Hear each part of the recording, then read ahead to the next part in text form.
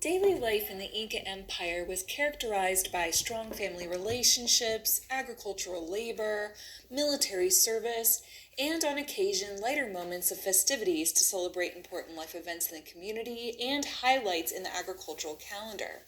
In this lecture, you're going to learn about various aspects of Inca daily life, from marriage practices to gameplay to dress. Knowledge of daily life remains relatively limited due to a scarcity of historical and archaeological data. So, artifacts associated with daily life, for example, things like household items, games, or wedding paraphernalia, rarely survive the test of time. Regardless, certain aspects of day-to-day existence will never be known, no matter how much evidence you have. So, things like conversation, routines, and music can never be seen in the archaeological record. However, written sources from the colonial period do provide a glimpse of daily life.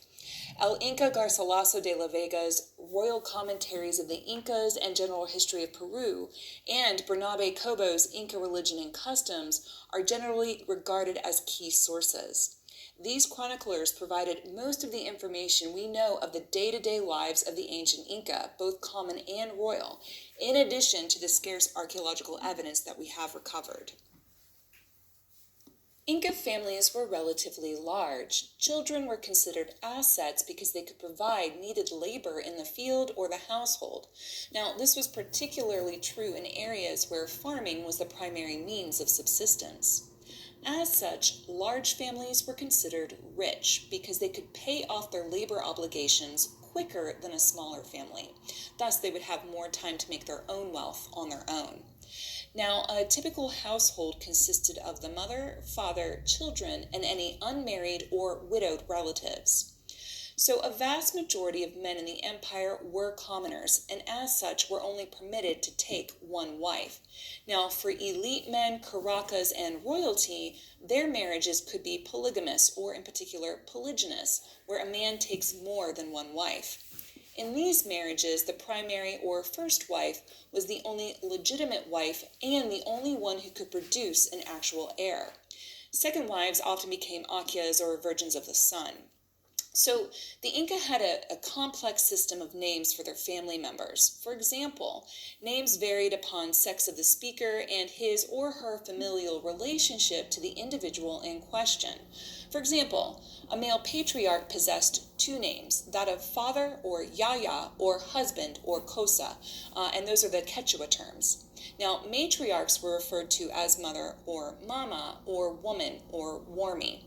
Additionally, fathers called their daughters uusi and sons churi, while mothers called all of her children, regardless of their sex, wawa. The Incas saw themselves as descendants of the founding member of their particular kin group, who could take the form of a mythical ancestor, a huaca, or even a sacred animal. This ancestor provided the source for group identity among all members of a lineage. Now, as we've covered before, this collective of individuals who share a common ancestor is known as an Ayu. The founder of the Ayu is thought to have produced a male and female heir, who gave rise to two lineages known as moieties. Men saw themselves as the descendants of the lineage of males, whereas women saw themselves as descendants of the lineage of females. So they married between moieties, leading to the completion of the village. As such, the ancient Inca were ambilineal. This is basically a descent system in which individuals may be either affiliated with their father or mother's group. Marriage was endogamous within an Ayu, meaning people tended to marry within their own towns and villages. So, given the fact that families supported themselves through the bonds of kinship-based reciprocity, it was essential to marry from one's own Ayu. Now, incest among commoners was strictly prohibited and punishable by death. Thus, brother-sister marriage was forbidden. Now, first cousin marriage was the closest permissible familial marriage within Inca society. Now, keep in mind that this rule did not apply to the elites, where a brother could marry his half-sister, and if you were the king or Sapa Inca, you could marry your full sister. This was thought to keep the royal blood pure. Typically, weddings occurred after the month of June, which marked the collection of harvest. Young men and women would be matched by their caraca. He would literally line them up and select the best pairs. Immediately after this, the wedding ceremony would occur at the groom's home. The bride would be handed over by her father, and she would receive a marriage sandal, which would be placed on her right foot. If the sandal was made of llama wool, she was a virgin, and if it was made of ichu grass, she was not. At the end of the ceremony, the bride would present a tunic and headband to her new husband. The groom would then put on his new clothing, and then both would receive gifts from their families. Now, these gifts varied by region and could include things like spindles for weaving, seeds for the harvest, or ceramic pots. And in some areas, gift exchanges could go on for a period of several days. Now, elite weddings followed the same basic principle, but with much more gift giving. When children were brought into the world, the stages of life followed some very flexible rules. This was because the Inca measured age very loosely. Basically, they used physical appearance to determine where they were in their life cycle. So, pretty loosely, early childhood was defined as birth to about 5 years of age. Babies were cared for solely by mom, unless twins were born when additional family members would help out. The Rutu Chikoi was an important ceremony that marked a child's entrance into the world. It was marked by a hair-cutting and naming ceremony during which the child's uncle would cut his or her hair and fingernails with a flint knife, and they would then save the clippings as heirlooms. At this point, the child would receive their name and receive various gifts. Now, the Rutu Chikoi took place once the child had been weaned from breastfeeding, typically around 2 years of age. Now, once boys and girls hit the age of 4 or 5, they were put to work, so they would care for their younger siblings, as well as help in the fields and gather weeds and plants. They would also take care of domesticated pets and help with making chicha. As they aged, their duties became more gender-specific. Girls learned to weave, while boys learned to hunt and tool make, except for pottery. Both boys and girls learned how to do ceramics. Both boys and girls underwent initiation ceremonies at the age of 14, so right around the time of puberty. Boys underwent the Huarachikoi, during which they would receive their official name and a special breechcloth. Girls underwent the Kikuchikui, which occurred after her first menstruation. During this ceremony, she would fast for several days, subsisting on nothing but raw corn, which was not administered until the 3rd day. During the entire process, the girl remained locked away in her home. Then, on the 4th day, if she had survived the test so far, the girls would be cared for by their mother, who would clean and wash them. Then, wearing special clothes, she would visit with relatives who would come to celebrate. This celebration lasted for several days, after which she would receive her official name. So, official names for both boys and girls would replace the names that were given to them at birth. The official names given to the boys and girls would reflect their character, so common names were typically after an animal or a feature of the landscape. Common names for boys include Amaru, Poma, and Sinchi, and for girls, Ronto, Kori, or Akyo. For the Inca, adulthood began with marriage, so this typically took place in a woman's late teens and a man's early 20s. Essentially, adulthood was the age at which men and women became the greatest asset to the Inca state. After marriage, a husband and wife received a plot of land and were given their tribute obligations. Aside from their tribute obligation of caring for the land, their primary obligation was to produce babies. Now, unmarried people stayed with their family, but still had to pay tribute to the empire via labor parties. Now, old age was a point in life when one was considered elderly, sick, or crippled, and people who were considered old or elderly were exempt from tribute obligations and were cared for by family members until their death, and in some cases even after death. As I have mentioned, women and their roles tend to be absent in textual evidence, so I want to spend a little time talking about what we do know about women, and this all comes from the chroniclers. Here's what we know. Women played an important role in Inca life. Royal Inca women called Koyas had great political influence both at the local and state level. Now, with regards to commoner women, Spaniards were documented as saying they were appalled by the amount of work commoner women did both in and out of the home. Unlike Spanish women, Inca women were able to operate in both the private and public spheres.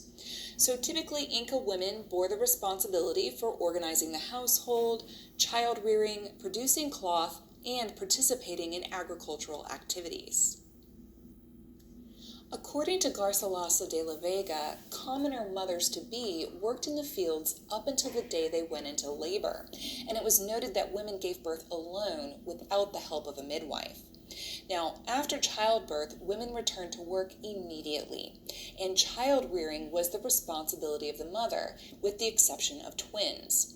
Now, mothers nursed 3 times a day at intervals rather than at a child's whim. This was thought to prepare the child for a life of order. Nursing moms refrained from intercourse as it was thought to reduce the quality of milk. And additionally, mothers would use the kirau, which was a cradle-like device used to carry a baby. Women would essentially carry it like a backpack so they could get right back to work. One of the side effects of using a kirau is something called artificial cranial modification, and believe it or not, this was actually a common goal and practice among the Inca.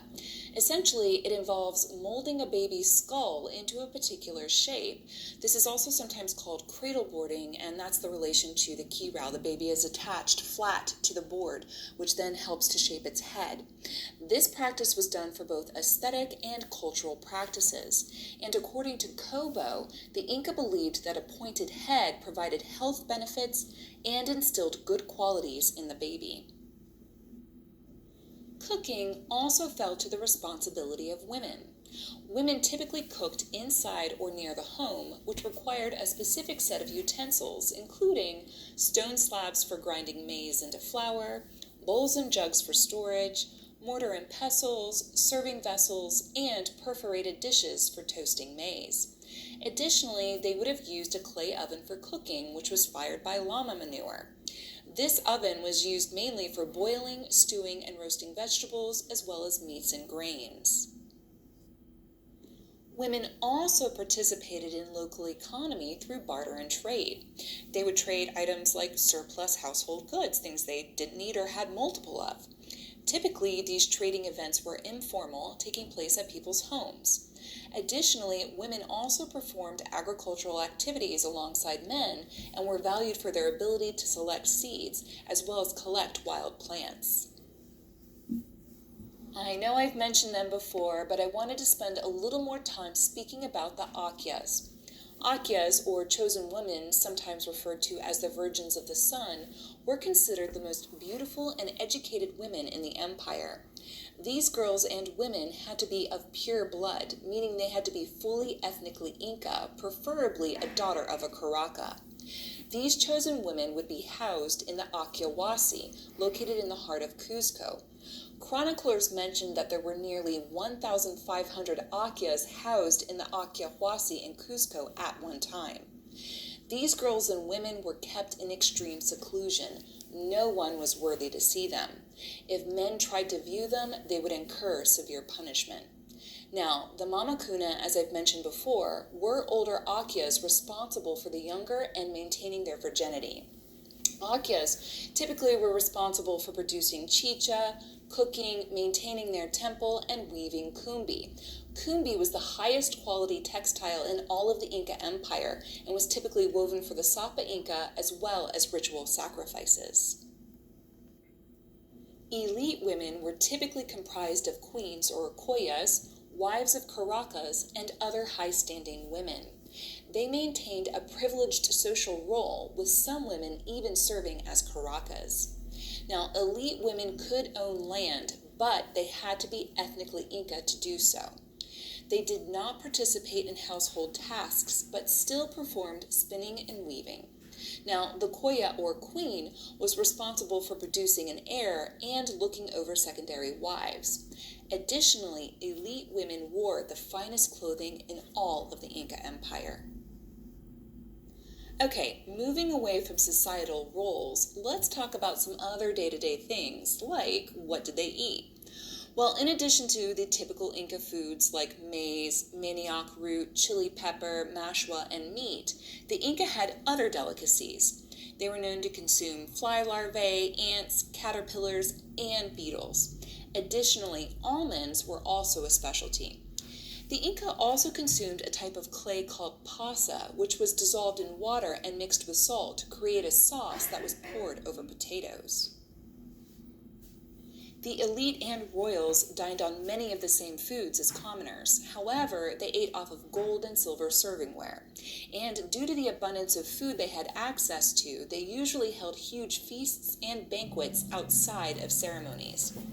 But when a ceremony did occur, ceremonial drunkenness was almost mandatory for all Inca lords.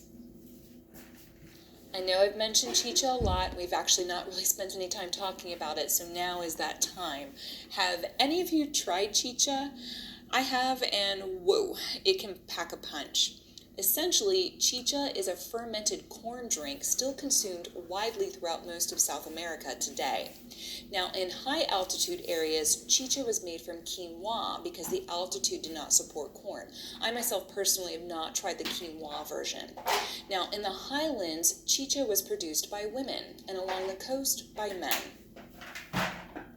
So here's the really interesting part, how chicha was made.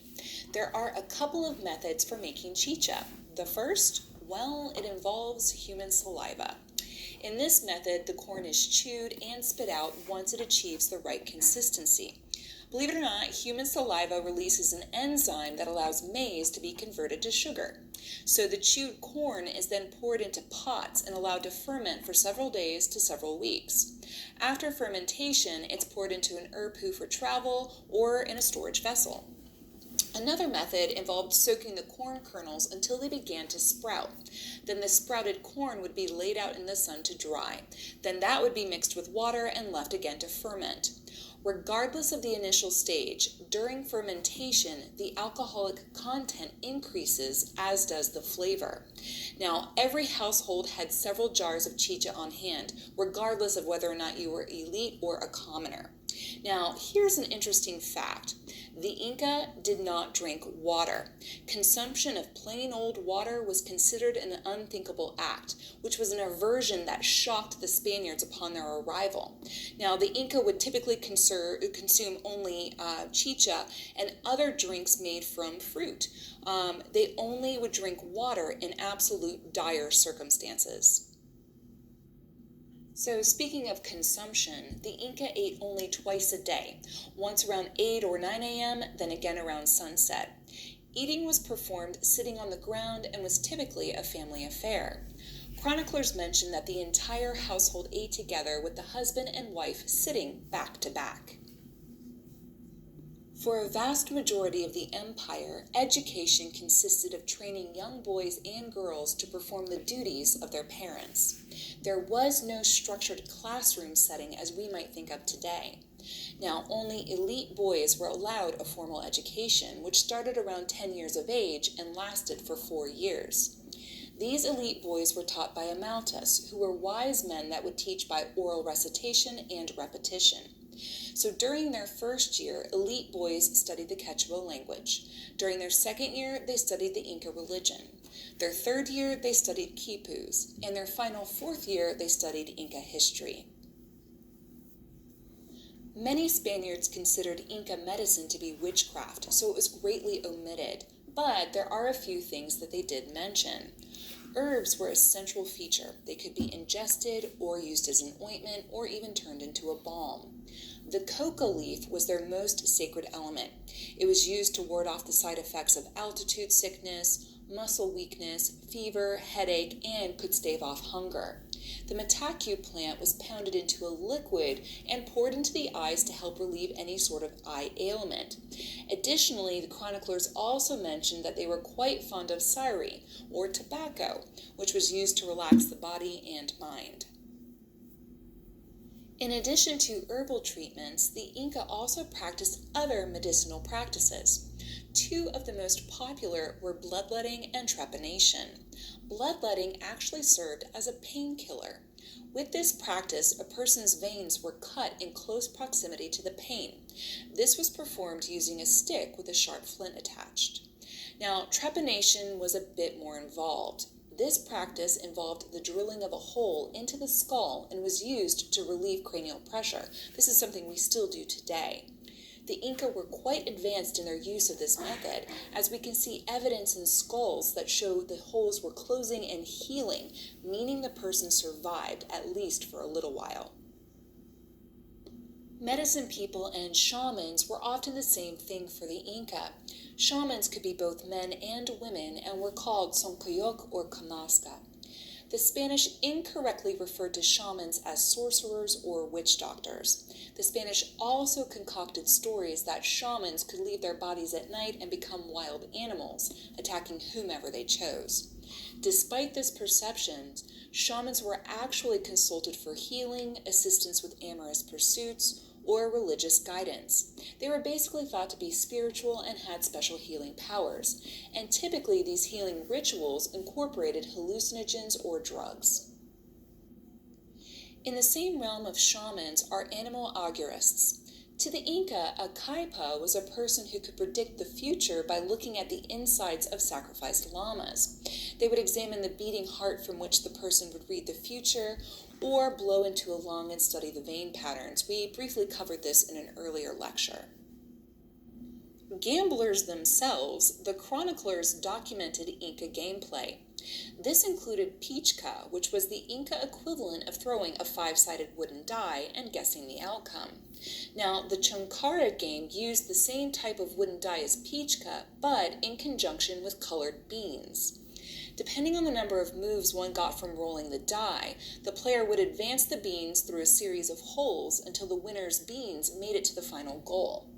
And finally, you have ayahuascas, which was a game that was high-stakes gambling for the elite and involved land shares. Now, in addition to these, children and adults also participated in races, ball-throwing games, and other role-playing games as well. Music and dance was an important recreation practiced by everyone. It was incorporated into many aspects of life, from agricultural festivals and puberty ceremonies to military battles and funerals. Music was thought to communicate with ancestor spirits and gods, thus it was thought of as a sacred activity. The Inca had various musical instruments including drums, flutes, trumpets made from gourds, as well as bells and rattles made from copper. In addition to playing things like games or singing and dancing, and a very important aspect of Inca daily life was their appearance. And maintenance of their hair was regarded as one of the most important elements of personal care. Members of both sexes took great pain to ensure their hair was well kept and clean. Women and girls washed their hair with soap made from the maguey plant, and their hair was kept long and worn loose or in braids. Now, they typically wore a headband called a vincha to keep the hair out of their eyes. Now, men wore their hair short and blunt above the ears with bangs. They also wore a thick wool band called a yauto around their head. Now, all hair, male or female, was cut using a sharp obsidian blade. Closest thing they probably had to scissors. Commoner women wore an anaku, which was a floor-length garment wrapped around their torso and over their shoulder. Included in this, they also wore a chumpi, which was a sash that held the anaku in place. Additionally, on occasion, they would wear a tupu, or metal pin, which was also used to hold their garments in place. This style of garment was open on both sides to allow for easy movement. Now, men wore sleeveless tunics called uncus, as well as a breechcloth. Now, a breechcloth is kind of like underwear. It was worn underneath. Both men and women wore sandal-like shoes made from llama hide and fiber cords. It's important to note that every region had a unique style of dress that corresponded to cultural tradition as well as climate. Now, the elite and royals wore the same style of clothing as commoners, only made with finer materials. Their clothing were often decorated with elaborate designs and interlaced with shells, feathers, and threads of gold or silver, and even mirrors. The Sapa Inca wore a royal crown with red fringe and a royal tunic, as well as a feather necklace, while royal women wore clothing of red, purple, and other rich colors, and had tupus fashioned out of silver or gold and encrusted with jewels. On special occasions, commoners were allowed to wear shell bead necklaces, silver or gold bracelets, and sometimes feather headdresses. But ear spools were a status marker and were only to be worn by men of nobility. Now, typically these ear spools were made of metals or polished stone. Now, for any of you that have worn or seen earplugs, it's the same basic concept. The ear is pierced and the hole is stretched to fit the larger gauge of the ear spool. And for the Inca, the larger, the more prominent you were. I wasn't quite sure where else to fit this in, so it may seem out of place, but following Inca law was a necessary practice of daily life. Laws became codified under Tupac Inca and were transmitted orally, which allowed for some interpretation. Some of the most significant laws include those who disobey the Sapa Inca were put to death, along with their families, their homes were burned, and their fields were salted. Also, one couldn't speak ill of the gods, wakas, or nobles, which was also punishable by death. Now, one can also not cut down a tree without permission. This too was punishable by death, as was committing an act of rape. Additional laws include that children who do not obey their parents would be banished to work in the silver and gold mines, and women cannot visit a huaca or a temple during their menstrual period. Oh, and one final law. Incest resulted in your dismemberment. The Inca did have courts, and they were administered by local administration, who would consider the testimony provided by the prosecutor, defendant, and witnesses. Now, all judgments were final, with no appeals. The most serious cases were brought before the Sapa Inca, who was the only one permitted to administer the death penalty. And on that uplifting note, this lecture has come to its final judgment.